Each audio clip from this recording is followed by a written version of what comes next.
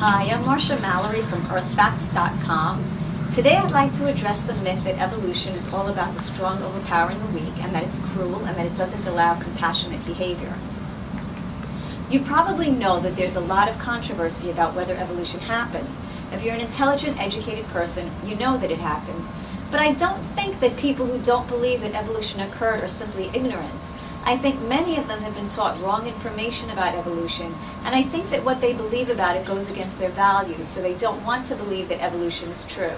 All of us, except maybe sociopaths, believe in things like empathy, compassion, caring for the weak.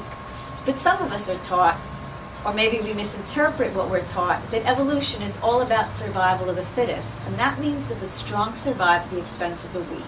That if you're not strong enough, or fast enough, or smart enough, and you can't keep up, you just get cast aside and stepped on.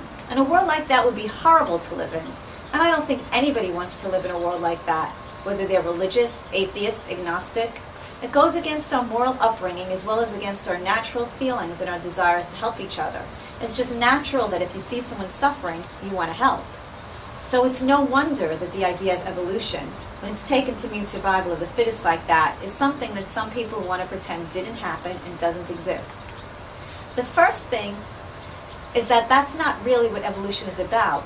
Evolution isn't about survival of individuals. It's about survival of genes and the ability to pass on your genes. Very often, it's about having enough resources to survive till you're old enough to have children of your own, so you pass on your genes through your children.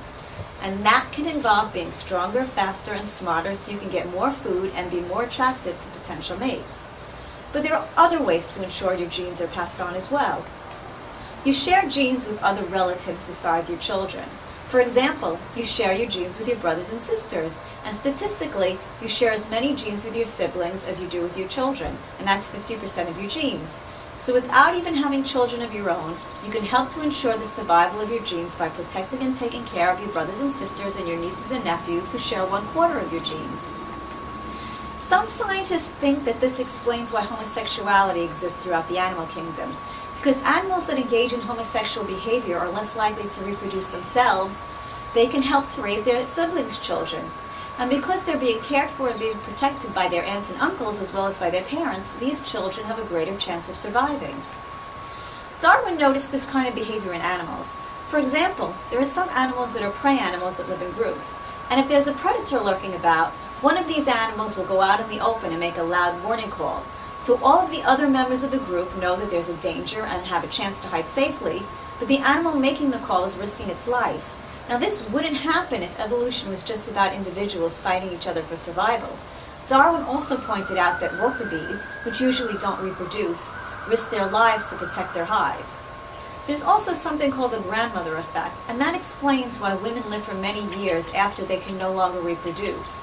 Older women whose children are grown and who don't have small children to care for help to take care of their grandchildren, and this decreases the infant mortality rate of these grandchildren. The grandmother actually helps to pass on her genes this way because her grandchildren share 1/4 of her genes. Whales, by the way, also experience the grandmother effect. Then, of course, when you're looking at predators, cooperation in hunting can make a huge difference. Many predatory animals just wouldn't be able to survive if they had to hunt on their own. An example would be lionesses working together to subdue and kill a much larger animal. And if a predator like that gets separated from its group for some reason, it will probably starve to death. And then you've got chimpanzees, our closest relatives, along with bonobos, who have advanced communication skills and social hierarchies, and they have full-on hunting parties with tools and weapons. And by the way, they have to teach each other how to make and use the tools and the weapons. All of these predators need to have some system for getting along in their societies because they need each other and they need to work together.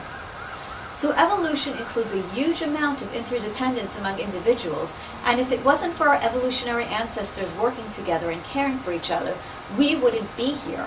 Evolution is completely consistent with the values of caring and compassion and empathy, and there's no conflict at all.